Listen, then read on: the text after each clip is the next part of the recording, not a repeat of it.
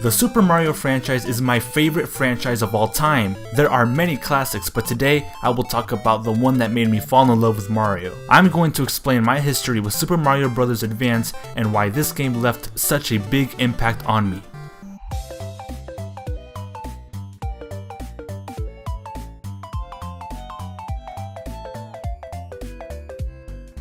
I grew up in the Game Boy Advance age. I was never really into gaming until my brother got a Game Boy Advance for Christmas one year. I was very jealous, and eventually it seemed like all of my cousins also had one as well. It wasn't long until I finally got my own, but I didn't have many good games for it. One of my mom's friend's son actually had a Game Boy as well, and he introduced me to Super Mario Advance. Every time we visited, I always asked if I could play the game. He would let me, and I soon begged my parents to buy me this game. Before I knew it, I finally had it, and boy, it was fun.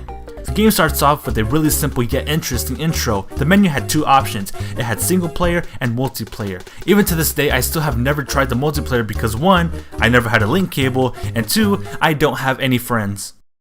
It was crazy to me thinking that this little cartridge not only had the full game, but it also included the entire Mario Bros. Arcade game.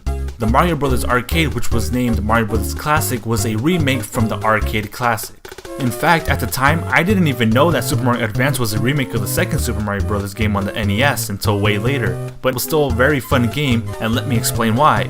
The first thing you see when you start a new save file is a character select screen. For the longest time I always chose Mario, surprise surprise, but over time I learned that every character had their own different attributes. For example, Mario was a balanced character, Luigi could jump high, Toad ran quickly and was strong, and Peach could float in the air for a small amount of time. However, despite all of this, I really sucked at the game. For an entire year, all I did was play the first level over and over because I kept getting game overs, but I still had a lot of fun anyway. Everything about this game was great. It was one of the very first games I've ever played, and it was definitely one of the very first platformers I've ever played. Even going back to this game today, I can still safely say that this game was quite difficult, but it was still very fun if you wanted a challenge. Because of this game, I fell in love with Mario and everything the series has to offer. I've 100% completed every main title in the series, and I'm very glad I fell in love with this franchise. If you haven't played this game already, I recommend trying it out.